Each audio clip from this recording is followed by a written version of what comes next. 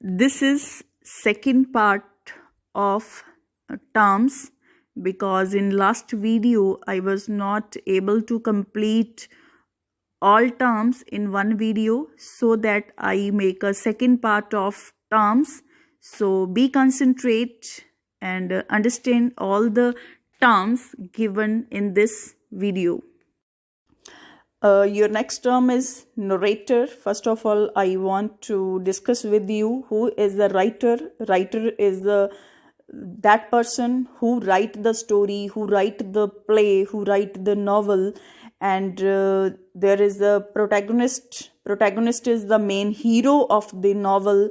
And there is one person also, that is the narrator. Who is narrator? Who narrate the story to the audience, to the readers, ਜੋ ਸਾਨੂੰ ਕੀ ਹੈਗਾ story ਦੇ ਗੋ through ਕਰਵਾਉਂਦਾ ਹੈਗਾ, that person is known as a narrator. He can be a female or he can be a male or she can be a female. ਕੋਈ ਵੀ ਹੋ ਸਕਦਾ, ਮੇਲ ਵੀ ਹੋ ਸਕਦਾ, ਫੀਮੇਲ ਵੀ ਹੋ ਸਕਦਾ. It depends upon the type of story that we are reading.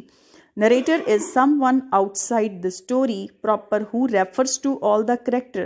ਤਾਂ ਇਹ ਸਾਡੇ ਅੱਗੇ ਕੀ ਹੈਗਾ, ਸਾਰੇ ਕਰੈਕਟਰਸ ਨੂੰ ਰੈਫਰ ਕਰਦਾ ਹੈਗਾ. ਠੀਕ ਹੈ, ਜਦੋਂ ਅਸੀਂ ਪੜ੍ਹ ਰਹੇ ਹੁੰਦੇ ਹਾਂ ਸਟੋਰੀ ਨੂੰ, ਤਾਂ ਨਰੇਟਰ ਕੌਣ ਹੁੰਦਾ? ਜੋ ਸਾਨੂੰ ਪੂਰੀ ਸਟੋਰੀ ਦੇ ਬਾਰੇ ਦੱਸਦਾ, ਜੋ ਸਾਨੂੰ ਪੂਰੀ ਕਰੈਕਟਰਸ ਦੇ ਬਾਰੇ ਦੱਸਦਾ ਹੈਗਾ. ਇਨ ਦ ਸਟੋਰੀ ਬਾਈ ਨੇਮ ਔਰ ਐਜ਼ ਹੀ ਸ਼ੀ ਦੇ. ਤਾਂ ਨਰੇਟਰ ਜੋ ਹੈਗਾ ਉਹ ਕੋਈ ਵੀ ਹੋ ਸਕਦਾ, ਹੀ ਸ਼ੀ. ਇਨ ਦ first person narrative. First person narrative ਕੌਣ ਹੁੰਦਾ? ਜੋ ਕਹਿੰਦਾ ਕਿ ਆਈ ਕਿ ਮੇਰੇ ਨਾਲ ਇਹ ਹੋਇਆ, ਮੈਂ ਇਸ ਤਰ੍ਹਾਂ ਦਾ ਐਕਸਪੀਰੀਅੰਸ ਇਸ ਦੇ ਵਿੱਚ ਸ਼ੇਅਰ ਕਰ ਰਿਹਾ ਹੈਗਾ, ਮੇਰੇ ਨਾਲ ਇਸ ਤਰ੍ਹਾਂ ਦੀਆਂ ਹੈਪਨਿੰਗਸ ਹੋਈਆਂ. That is the first person. The narrator speaks as I a participant in the story. ਤਾਂ ਨਰੇਟਰ ਜੋ ਹੈਗਾ as a participate in the story ਜੋ ਹੈਗਾ ਆਪਣਾ ਰੋਲ ਪਲੇ ਕਰਦਾ. Or else the protagonist of the story. ਜਾਂ ਕੀ ਹੈਗਾ ਉਹ ਜੋ ਸਟੋਰੀ ਦਾ ਹੈਗਾ ਉਹ ਕੀ ਹੈ, ਪ੍ਰੋਟੈਗੋਨਿਸਟ ਵੀ ਹੋ ਸਕਦਾ ਹੈਗਾ.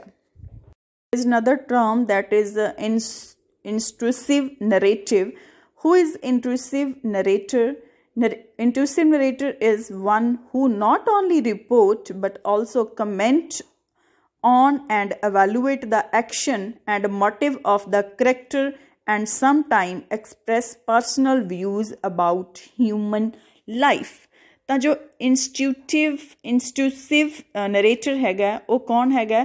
ਉਹ ਸਿਰਫ ਰਿਪੋਰਟ ਨਹੀਂ ਕਰਦਾ, ਨਰੇਟ ਨਹੀਂ ਕਰਦਾ ਸਾਰੇ ਕਰੈਕਟਰਸ ਨੂੰ. ਉਹ ਕੀ ਹੈ, ਕਮੈਂਟ ਵੀ ਕਰਦਾ ਹੈਗਾ, ਅਵੈਲੂਏਟ ਵੀ ਕਰਦਾ ਜੋ ਐਕਸ਼ਨਸ ਜੋ ਪਲੇਜ਼ ਦੇ ਵਿੱਚ, ਜੋ ਸਟੋਰੀਜ਼ ਦੇ ਵਿੱਚ ਹੋਏ ਨੇ.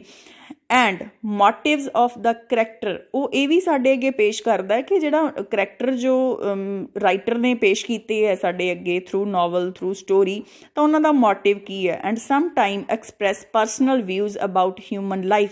ਅਤੇ ਉਹ ਕਿਤੇ ਕੀ ਹੈ, ਸਟੋਰੀ ਤੋਂ ਬਾਹਰ ਆ ਕੇ ਮਤਲਬ ਥੋੜ੍ਹੇ ਜਿਹੇ ਆਪਣੇ ਕੀ ਆ ਪਰਸਨਲ ਵਿਊਜ਼ ਵੀ ਹਿਊਮਨ ਲਾਈਫ ਦੇ ਬਾਰੇ ਕੀ ਹੈ ਐਕਸਪ੍ਰੈਸ ਕਰਦਾ. Some time the narrator is also a character. ਤਾਂ ਕਈ ਵਾਰੀ ਕੀ ਹੁੰਦਾ ਹੈਗਾ, ਕਈ ਵਾਰੀ ਕੀ ਆਲਵੇਜ਼ ਜੋ ਨਰੇਟਰ ਹੁੰਦਾ ਹੈਗਾ that is a character in the novel, in the story, in the play.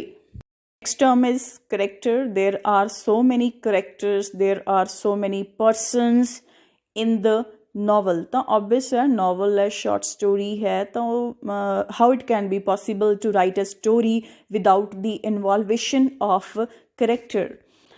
The chief character in a plot on whom our interest centers is called the protagonist, the hero or the heroine. ਜੋ story ਦਾ chief interest, ਜੋ ਸਾਡਾ interest ਹੁੰਦਾ ਜਾਂ ਜੋ ਪੂਰਾ plot ਹੁੰਦਾ ਹੈਗਾ, ਤਾਂ ਉਹ ਕਿਹਦੇ ਉੱਪਰ ਬੇਸਡ ਹੁੰਦਾ? The type of protagonist. Protagonist, who is protagonist? Protagonist is a hero or heroine of a story, of a novel, of a play.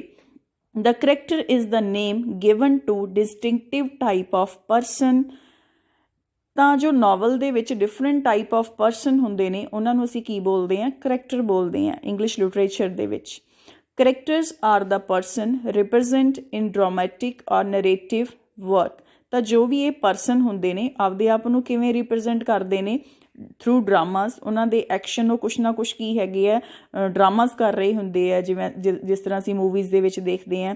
Narrative work ਕੀ ਹੈ, ਉਹ ਨਰੇਟ ਕਰ ਰਹੇ ਹੁੰਦੇ ਆ ਆਡੀਅנਸ ਨਾਲ ਜਾਂ ਰੀਡਰਸ ਦੇ ਨਾਲ ਕਿ ਉਹ ਕੀ ਚੱਲ ਰਿਹਾ ਸਟੋਰੀ ਦੇ ਵਿੱਚ। E.M. ਫੋਸਟਰ ਜੋ ਇੰਗਲਿਸ਼ ਰਾਈਟਰ ਨੇ, in aspects of the novel introduce new term by discriminating between plot and between flat and round character. The general purpose of character is to extend the plot. ਹਾਂਜੀ, ਜੋ ਸਾਡਾ purpose ਹੁੰਦਾ, ਅਸੀਂ characters ਨੂੰ ਕਿਉਂ involve ਕਰਦੇ ਹਾਂ ਕਿਸੇ ਵੀ ਨਾਵਲ ਦੇ ਵਿੱਚ ਜਾਂ ਸਟੋਰੀ ਦੇ ਵਿੱਚ, ਤਾਂ ਕਿ ਉਸਦਾ ਜੋ ਪਲੋਟ ਹੈ ਜਾਂ ਉਸਦਾ ਜੋ ਸਾਈਜ਼ ਹੈਗਾ ਉਸਨੂੰ ਐਕਸਟੈਂਡ ਕੀਤਾ ਜਾ ਸਕੇ, ਉਸਨੂੰ ਵਧਾਇਆ ਜਾ ਸਕੇ।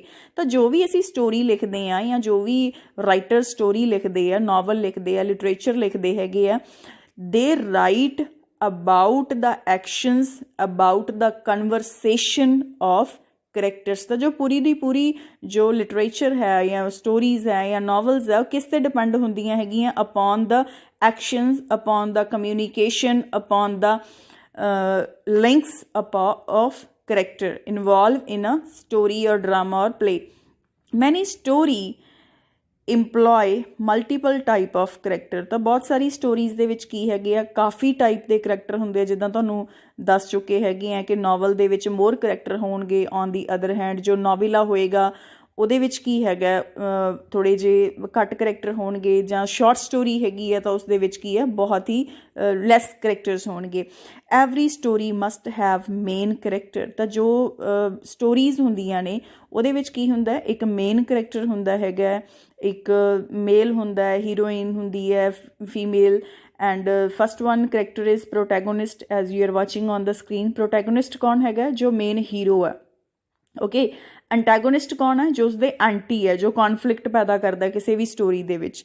ਡਾਇਨਾਮਿਕ ਕਿਹੜਾ ਹੁੰਦਾ, ਜੋ ਕਰੈਕਟਰ ਚੇਂਜ ਹੁੰਦੇ ਰਹਿੰਦੇ ਨੇ, ਠੀਕ ਹੈ। ਅਤੇ ਸਟੈਟਿਕ ਕਿਹੜਾ ਹੁੰਦਾ ਹੈਗਾ, ਜਿਸ ਦਾ ਮੂਡ ਜਿੱਥੋਂ ਸ਼ੁਰੂ ਹੋਇਆ ਸੀ, ਇੰਟਾਇਰ ਪਲੇ, ਇੰਟਾਇਰ ਸਟੋਰੀ ਕੀ ਹੈ, ਉਸੇ ਤਰ੍ਹਾਂ ਹੀ ਦਾ ਹੀ ਉਸਨੂੰ ਪੇਸ਼ ਕੀਤਾ ਜਾਂਦਾ ਹੈਗਾ, ਵਿਦਾਊਟ ਐਨੀ ਚੇਂਜ।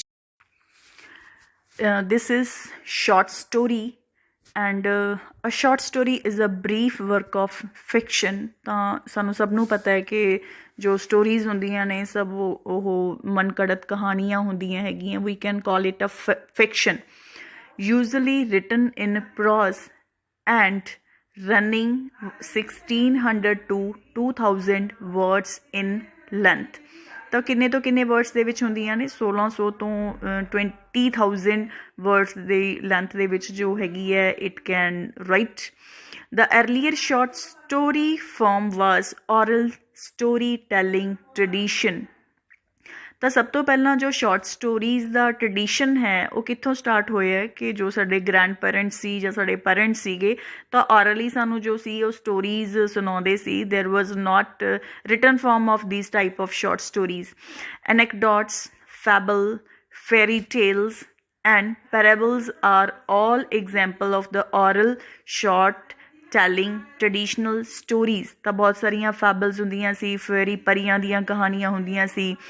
ਤਾਂ ਇਹ ਸਾਰੀਆਂ ਸਟੋਰੀਜ਼ ਕੀ ਸੀ, ਸਾਨੂੰ ਸਾਡੇ ਟਰਡੀਸ਼ਨ ਦੇ ਬਾਰੇ ਜੋ ਦੱਸਦੀਆਂ ਸੀਗੀਆਂ, ਸਾਨੂੰ ਅਮਿਊਜ਼ ਕਰਦੀਆਂ ਸੀ, ਸਾਨੂੰ ਐਂਟਰਟੇਨ ਕਰਦੀਆਂ ਸੀ। That helps to shape the short story. ਤਾਂ ਉਹਨਾਂ ਮਤਲਬ ਜੋ ਔਰਲ ਜੋ ਸਾਡਾ ਟਰੈਂਡ ਸੀ of stories that took the shape of written short stories। ਤਾਂ ਉਹਨਾਂ ਨੇ ਕੀ ਹੈ, ਇੱਕ ਰਿਟਨ ਫਾਰਮ ਦੇ ਵਿੱਚ ਕੀ ਹੈ ਸ਼ੇਪ ਅਟੇਨ ਕਰ ਲਈ। such as the painting of the dog and his reflection from Aesop's fable।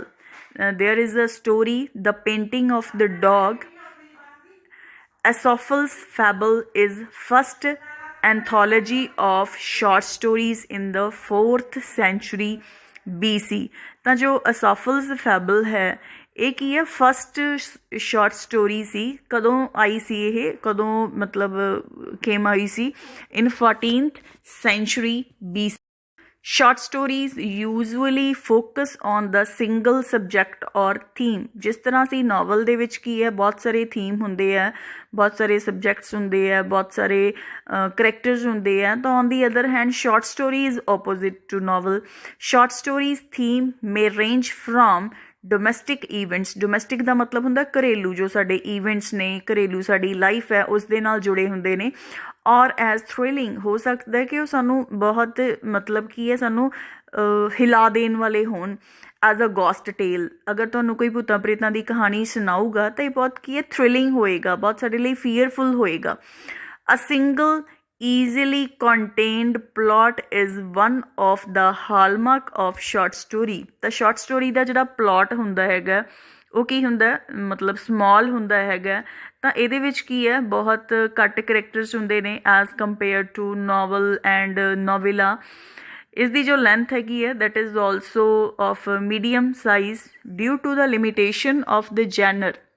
Short stories typically focus on just one or two couple characters. ਤਾਂ ਇਹਦੇ ਵਿੱਚ ਕੀ ਹੈ, ਬਹੁਤ ਲਿਮਟਿਡ ਜੇ ਕਰੈਕਟਰਸ ਹੁੰਦੇ ਨੇ, ਬਹੁਤ ਛੋਟਾ ਜਿਹਾ ਇਸ ਦਾ ਪਲਾਟ ਹੁੰਦਾ ਹੈ। ਤਾਂ ਜੋ ਸ਼ਾਰਟ ਸਟੋਰੀਜ਼ ਨੇ, because those stories are for our entertainment and if these are long, how it will be possible for us to concentrate on short stories for long time? Okay, so that the plot of short story is small, characters are less than novels, and I hope you understand all the terms that are explained in this video. If you understand these all terms, don't forget to subscribe, like or comment on this channel. Thank you so much.